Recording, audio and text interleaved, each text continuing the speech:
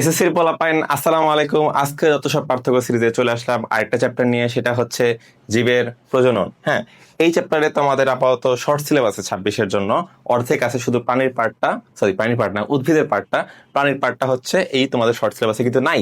তো সেজন্য আপাতত এই ভিডিওতে আমি উদ্ভিদ প্রজননের পার্টটাই রাখতেছি মেইনলি। ইনশাল্লাহ ভবিষ্যতে এই তোমাদের পরীক্ষা শেষ হয়ে যাওয়ার পর তোমাদের ফুল চ্যাপ্টারের উপরে কিন্তু ক্লাসটা আসবে। তো আপাতত যেই পার্থক্যগুলো শুধুমাত্র উদ্ভিদ প্রজননের 26-এর পরীক্ষার জন্য আসবে সেগুলো একটু দেখে নাও। ওকে, তো শুরুতেই আমাদের প্রথম যে পার্থক্য আমরা দেখব সেটা হচ্ছে স্বপরাগায়ন এবং পরপরাগায়ন।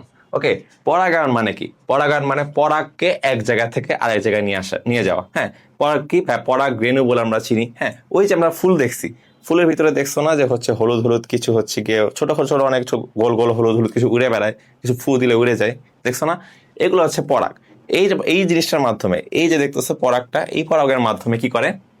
ফুলেরা নিজেদের প্রজনন করে। মানে একটা ফুল থেকে নতুন অনেকগুলা ফুল তৈরি হয়, তাই না? অনেকগুলা ফুল হয় না? যদি এরকম এই প্রজনন না হতো তাহলে কিন্তু পৃথিবীতে সেই একটা ফুলই থাকতো। একটা ফুল একসময় মরে গেলে আর কোনো ফুলই থাকতো না। প্রজননের লক্ষ্য তো এটা, তাই না? যাতে ভবিষ্যতে নিজের প্রজাতিকে বংশ বিস্তার করে দেওয়া যায়। তো এইভাবে হচ্ছে আমরা ফার্স্টে দেখবো স্বপরাগায়ন। মানে মানে নিজে, মানে নিজে নিজে যদি পরাগায়ন করা যায় সেটা হচ্ছে স্বপরাগায়ন।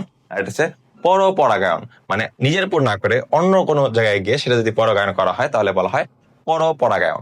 আমরা ছবিতে এখানে শুধুমাত্র দেখতেছি, কি দেখতেছি দেখো, এখানে লেখা আছে সেলফ পলিনেশন, যার অর্থই হচ্ছে স্বপরাগায়ন। হ্যাঁ, তো এখানে দেখো একটা ফুল থেকে ঘুরে ফিরে ওই সেম ফুলেই কিন্তু পরাগায়নটা হচ্ছে। তো সেম ফুলে হচ্ছে মানে নিজের মধ্যেই হচ্ছে, তো সেকে নিজ বা স্বপরাগায়ন বলা যাবে।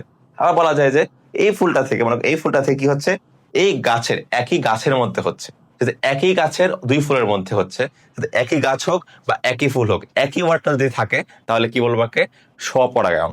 আর যেহেতু দেখো এই একটা ফুল থেকে অন্য একটা গাছের অন্য একটা ফুলে গিয়ে হচ্ছে, অন্য গাছ অন্য ফুল কিছুই কিন্তু সেম না।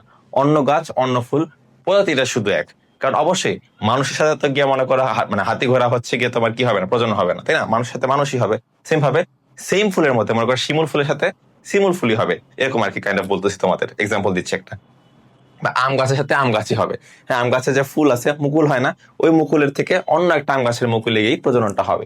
তো সেইভাবে দেখা যায় একটা গাছের, মানে একটা গাছ বা একটা গাছ থেকে আরেকটা গাছ বা আরেক ফুল, ফুল আলাদা গাছ আলাদা, তাহলে সেক্ষেত্রে কি হবে? পরপরাগায়ন, বা ইংলিশে বলে ক্রস পলিনেশন। ওকে, আমরা এখন পার্থক্যগুলো দেখবো। তো ফার্স্টে দেখো ধরন কি বলছে। ধরনে বলা যাবে একই ফুল বা একই গাছ। মাত্রই বললাম দেখো, একই ফুল বা একই গাছ হইতে হবে কিসের জন্য? স্বপরাগায়নের জন্য। আর যদি সেটা একই প্রজাতি হয় কিন্তু ফুলটা ভিন্ন হয়, ফুল ভিন্ন হইতে হবে। এখানে গাছটা উল্লেখ করে নাই, গাছটাও কিন্তু ভিন্ন হতে হবে। দুইটা ফুল হইতে পারে, মানে ফুল আলাদা হইতে পারে বা হচ্ছে গাছ আলাদা হইতে পারে, কিন্তু সেক্ষেত্রে কি হবে? পরপরাগায়ন হবে, কিন্তু একই প্রজাতি হইতে হবে, এটা খেয়াল রাখো। এরপরে কি বলছে? পরাগরেণুর অপচয়। যেহেতু দেখো একই গাছের ভিতরে হচ্ছে বা একই ফুলের মধ্যে হচ্ছে, তাহলে কম্পারেটিভলি তোমার পরাগরেণুর যে অপচয় সেটা কম হচ্ছে না? একই গাছের ভিতরে একই ফুলের ভিতরে হচ্ছে, তার মনে করো তুমি একটা জিনিস নিয়ে যাচ্ছ। হ্যাঁ, তুমি করলা কি, আমি মনে করো একটা জিনিস এখান থেকে নিয়ে এখানে রাখলাম। এখানে কোনো কিছু অপচয় হওয়ার চান্স কি খুব বেশি? অবশ্যই না। জায়গা কিন্তু কম, ডিস্টেন্সটা কম হচ্ছে। এখান থেকে ধর আমি রুমের ওই জায়গায় গিয়ে রাখলাম, তাহলে কি হবে? সেম, একই রুমের ভিতরে আছে, তাহলে কি এখনো ডিস্টেন্সটা কমই আছে, সো প্যারা হবে কম, অপচয় হবে কম। কিন্তু আমি যদি এখন এক রুম থেকে আরেক রুমে নিয়ে যাই, তাহলে সেক্ষেত্রে আমার জিনিস নিয়ে যেতে গেলে হঠাৎ করে মনে করে একটু বাড়ি লাগলো বা কিছুটা হইলো, সো হচ্ছে কি হলো, একটু জিনিসটা পড়ে গেল, হালকা করে পড়ে গেল। তাহলে পানি নিয়ে যাচ্ছ, পানি একটু এমনি করে পড়ে গেল, যেতেই পারে। তাহলে সেক্ষেত্রে কি হচ্ছে? কম্পারেটিভলি অপচয়টা বেশি হচ্ছে। তাহলে এক্ষেত্রে প্রচুর পরাগরেণুর অপচয় ঘটবে। ওকে, এরপরে দেখি বাহক। এই দেখো, পরাগরেণুর জন্য কোনো বাহকের উপর নির্ভর করতে হয় না, যেহেতু একই গাছ বা একই ফুল, তাহলে অবশ্যই বাহক লাগবে না। কারণ বাহক যদি লাগতোই তাহলে তো আমি এখান থেকে ওখানে অবশ্যই মানে কি করতে পারতাম না, তাহলে প্রজনন হইতে পারতো না। হ্যাঁ, এভাবে চিন্তা করো যে হচ্ছে বাহক, মনে করো একটা ফুল আছে, হালকা একটু যদি দোলা খায় তাহলে কি হবে? এটা হচ্ছে একটা মানে পরাগরেণুটা পরে এটা হচ্ছে প্রজনন হয়ে গেল। অথবা হালকা এদিক একটু খাইলো তাহলে হচ্ছে কি হবে? পরাগরেণুটা আরেকটা পাশে ফুলে পড়ে গিয়ে সেখানে সেম গাছের ফুলে পড়লো, ওখানে সে প্রজনন হয়ে গেল। কিন্তু আমাকে এখানে একটা গাছ, ওইখানে একটা গাছ, আমি যদি এই গাছের পরাগটা ওখানে ছুঁড়ে না ফেলি বা কোনোভাবে নিয়ে যাওয়া যায়, তাহলে এই গাছ থেকে ওই গাছে কোনোভাবে পরাগ মানে বহন করা পসিবল? পসিবল না। তাহলে পরাগরেণু কি করতে হবে? বাহকের মাধ্যমে দরকার আছে। কোথায়? পরপরাগায়নের ক্ষেত্রে, তাই না? আর যদি স্বপরাগায়ন হয় তাহলে সেক্ষেত্রে কিন্তু লাগবে না। ঠিক আছে, এরপর আমরা দেখতেছি পরাগায়নের নিশ্চয়তা। স্বপরাগায়নে যেহেতু বলতেছি কি একই গাছে হবে, একই ফুলে হবে, তাহলে অবশ্যই পরাগায়নের নিশ্চয়তা আছে, মানে হয়ে হবেই, 100%, 100% না হলে অ্যাটলিস্ট 95 থেকে 99% এই নিশ্চয়তা দেওয়া যায়, গ্যারান্টি দেওয়া যায়। কিন্তু পরপরাগণের ক্ষেত্রে এই গ্যারান্টিটা দেওয়া যায় না। ধরো যে বাহক, সে হচ্ছে অনেক ক্লান্সি, হ্যাঁ, সে করছে নিয়ে যাওয়ার সময় কি করলো, এই যে পরাগটা ফালাই দিয়ে গেল, বা সে তো জানেই না যে পরাগণ নিয়ে যাচ্ছে, মনে করে একটা মৌমাছি নিয়ে যাচ্ছে, পায়ে করে নিয়ে যাচ্ছে, পায়ে যাওয়ার সময় হয়তো মৌমাছিটা মারা গেল, কোনোভাবে হচ্ছে অন্য দিক সরে গেল, মারা গেল, কি হবে? 100% বলতে পারবা যে এটা কনফার্ম এই মৌমাছিটা ওই ফুলে যাবেই বা ওই গাছে যাবেই? কোনো গ্যারান্টি নেই। তাহলে সেক্ষেত্রে কোনো নিশ্চয়তা থাকবে না। এরপর হচ্ছে বিশুদ্ধতা। যেহেতু একই গাছের ভিতরে হচ্ছে, একই ফুলের ভিতরে হচ্ছে, তাহলে অবশ্যই প্রজাতির বিশুদ্ধতা, পিউরিটিটা বজায় থাকবে। ওকে, থাকবে, কোনো পরিবর্তন আসবে না, কোনো বংশগতির খুব একটা পরিবর্তন আসবে না। এই মনে কর একটা 5 সেন্টিমিটার সাদা ফুল গাছ, সাদা ফুল, এই পাশে একটা 5 সেন্টিমিটার সাদা ফুলই হওয়ার চান্স 100% প্রায়। বাট এই ক্ষেত্রে প্রজাতির বিশুদ্ধতা নষ্ট হওয়ার সম্ভাবনা আছে, কারণ এইখানে প্রজাতিটা সেম হতে পারে, বাট এই যে ফুল, ওই ফুল তো সেম হবে না। ওই প্রজাতিটা সেম, বাট একদম ফুলে 100% সবকিছু বৈশিষ্ট্য সেম হবে কখনোই না। কারণ কি? কারণ সে তো পর, এ হচ্ছে আপনজন, আপনজনের সবকিছু সেম হয়, কিন্তু পরের কিন্তু সবকিছু সেম হয় না। তো সেক্ষেত্রে সম্ভাবনা থাকে। এরপরে কি? জিনগত বৈচিত্র্য, যেহেতু বলতেছি যেহেতু কোনো পরিবর্তন খুব একটা আসবে না, তাহলে অবশ্যই যেহেতু বৈচিত্র্য কোনো কম থাকবে। বৈচিত্র্য মানে কি? ডিফারেন্স। তোমার যদি কোনো সবকিছু সেমই থাকে, কোনো চেঞ্জই না থাকে, তাহলে সেক্ষেত্রে কি চেঞ্জটা কম থাকতেছে কম্পারেটিভলি। এই ক্ষেত্রে তোমার কি হবে? বিশুদ্ধতা নষ্ট হচ্ছে, তাহলে সেক্ষেত্রে নতুন বৈচিত্র্যের সৃষ্টি হবে। ওকে, এক্ষেত্রে কম থাকবে আর এক্ষেত্রে নতুন বৈচিত্র্য সৃষ্টি হবে। আর এটা কেন ভালো? পরপরাগণটা এই ক্ষেত্রে কেন ভালো? আর নতুন যদি বৈচিত্র্য সৃষ্টি হয়, নতুন যদি ক্যারেক্টারিস্টিক সৃষ্টি হয়, তাহলে সেক্ষেত্রে সে নতুন যে পরবর্তী জামানা, সেখানে কিন্তু তার বেঁচে থাকার ক্যাপাবিলিটি বেশি। কারণ মনে একটা রোগ আসলো, ওই রোগটা হচ্ছে একটা স্পেসিফিক প্রজাতিকে টার্গেট করতেছে, তাহলে তার সেই টার্গেট করার জন্য একটা গাছে সবগুলা সেম ধরনের হচ্ছে তোমার কি বলে ফুল আছে, ধরো সেম, সবকিছু সেম, জেনেটিক সবকিছু সেম, তাহলে ওই একটা গাছের একটা ফুলে হইলে সেটা অন্য একটা ফুলে ছড়ায় গেলে সেটা কিন্তু অবশ্যই মারা যাবে। মানে একটা গাছ এই ফুলটা যদি মারা যায়, ওই সেম রোগের কারণে আরেকটা রোগ, মানে একটা গাছ মারা যাবে বা একটা ফুল মারা যাবে, কনফার্ম, একদম কনফার্ম। কিন্তু যদি পরপরাগণ হয়, অলরেডি কিন্তু আমার ভ্যারিয়েশন তৈরি হয়ে গেছে, আমার অন্য একটা জিন আছে, হতে পারে ওই নতুন যে জিনটা আছে সেটা হচ্ছে ওই যে জীবাণুটা আছে বা হচ্ছে যে কারণে মারা যাচ্ছিল, সেই কারণটাকে সে মেরে ফেললো বা ইগনোর করে ফেললো, যাই আসে না, হতে পারে। সেক্ষেত্রে ওই পরপরাগণের জন্য যে নতুন একটা বৈচিত্র্য সৃষ্টি হলো, সেজন্য কিন্তু নতুন যে গাছ বা নতুন যে ফুলটা, তার কিন্তু বেঁচে থাকার চান্সটা বেড়ে যায়। ওকে, এরপর হচ্ছে অভিযোজন ক্ষমতা। এই সেম বললাম, যেহেতু এক্ষেত্রে বৈচিত্র্যটা কম থাকে, সেহেতু বললাম কি নতুন যদি কোনো রোগ বা কিছু একটা নতুন জামানায় যদি চেঞ্জ কিছু আসে, তাহলে সেক্ষেত্রে কিন্তু তার অভিযোজন ক্ষমতা, মানে খাপ খাওয়ায় নেওয়ার ক্ষমতাটা কিন্তু কম হবে, আর এই ক্ষেত্রে সেটা বেশি হবে। মাত্রই তো এক্সাম্পল দিলাম। আর এক্সাম্পল এই ফুলের ক্ষেত্রে বলা হয় হচ্ছে সরিষা আর ধাতুরা, এই দুটার ক্ষেত্রে কি হয়? স্বপরাগায়ন হয়। আর পরপরাগায়ন কাদের হয়? সেটা হয় হচ্ছে শিমুল আর পেঁপে, এই দুটা গাছের ক্ষেত্রে। এপিডিএফ তোমরা পেয়ে যাবা, সুন্দর মতো দেখে নিতে পারবা। তো এই হচ্ছে তোমার স্বপরাগায়ন আর পরপরাগায়নের মধ্যে পার্থক্য। ওকে, এরপর আমরা দেখব বিভিন্ন পরাগায়নের মাধ্যম। পরাগায়ন যে শুধুমাত্র মৌমাছি দিয়ে হয়, আমি ছবি একটা দিছি, মৌমাছি নিয়ে যাচ্ছে, শুধু মৌমাছি দিয়ে হয় এমন কিন্তু না, এই ধারণাটা আমাদের ভুল। তোমাদের বইয়ে কি কি পরাগায়ন দেখা আছে আমরা দেখি, দেখো। কিছু বলছে পতঙ্গ পরাগী ফুল আছে, যেমন মনে করে মৌমাছি, সুন্দর এক্সাম্পল।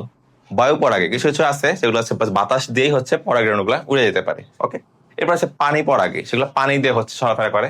আর হচ্ছে প্রাণী পরাগী, একটা হচ্ছে বিভিন্ন প্রাণী, মনে করে যে মানুষ অথবা পাখি, এগুলোর মাধ্যমে হচ্ছে চলাফেরা করে। ওকে, তাহলে কি এক্সাম্পল দিয়ে দেখো।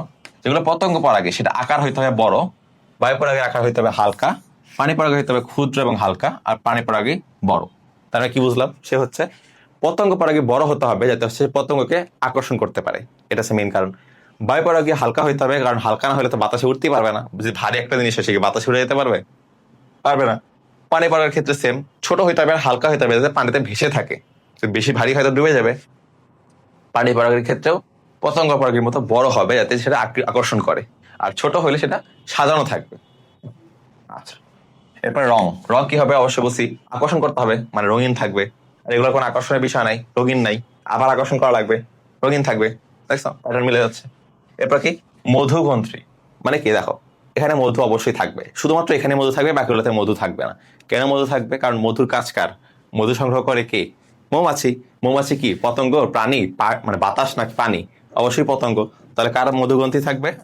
শুধুমাত্র পতঙ্গ পরাগী, মানে যেখানে মৌমাছি যেতে পারে সেখানে থাকবে। পর সুগন্ধ, অবশ্যই যেটা রঙিন সেটা সুগন্ধ আছে, দেখো আছে, নাই, থাকতে পারে, নাও থাকতে পারে, বাট থাকার চান্স বেশি, এটা মনে রাখো। এরপর পরাগরেণু। এটা কিভাবে আঠালো, আর আঠালো না হলে যে যে হচ্ছে মৌমাছি, সে তো আর জানে না যে তার পরাগরেণুটা নিয়ে যেতে হবে, তাতে এত বুদ্ধি নাই। সে কি করবে, সে গিয়ে সুন্দর মতো মধু নেওয়ার জন্য ওখানে বসবে, আর তার করবে কি, ওই আঠালো জিনিসটা তার পায়ে লেগে যাবে। পায়ে লেগে গেল, ভালো কথা, সে এখন উড়ে গিয়ে আরেকটা ফুলে গিয়ে বসলো মধু নেওয়ার জন্য। ওই যে পায়ে যে লেগেছিল যে পরাগরেণুটা, সেটা করলো কি, ওই ফুলের ভিতরে চলে গেল, তারপর সেখানে প্রজনন হলো। এই হচ্ছে মেনলি প্রসেসটা। তাহলে এই জন্য আঠালো হইতে হবে, কারণ না হইলে তো প্রজনন পসিবলই হবে না, তাই না? এরপরে এগুলোর ক্ষেত্রে বাদ বাদ বাদ, শেষ। গর্ভমুণ্ড, গর্ভমুণ্ড হচ্ছে আঠালো হইতে হবে। কেন কি, গর্ভমুণ্ড কি, তোমার ফুলের যে হচ্ছে স্ত্রী জননপত্রের যে 3টা পার্ট আছে, সবার উপরে থাকবে হচ্ছে গর্ভমুণ্ড। হ্যাঁ, সেটা আঠালো না হয়, তাহলে এই যে আঠালো জিনিসটা, সেটা যে ওর কাছে আবার না লাগবেই তো না, সারাক্ষণ পর্যন্ত পায়ের কাছে লেগে থাকবে, তাই না? যে পা নিয়ে গেছিল, ওই পাটা নিয়ে সারাক্ষণ হচ্ছে পরাগরেণুটা নিয়ে ঘুরতে থাকবে। আর যদি আমার রিসিভারটা যদি আমার আঠালো হয়, তাহলে আঠালো জিনিসটা আসবে, এসে বসলো, ওর কাছে লেগে গেল, ও সুন্দর মতো চলে গেল, এই জিনিসটা নিয়ে হচ্ছে প্রজননটা কমপ্লিট করলো। এরপরে ওর ক্ষেত্রে গর্ভমুণ্ড আঠালো হবে, শাখান্বিত হবে, আর পালকের মতো হইতে হবে।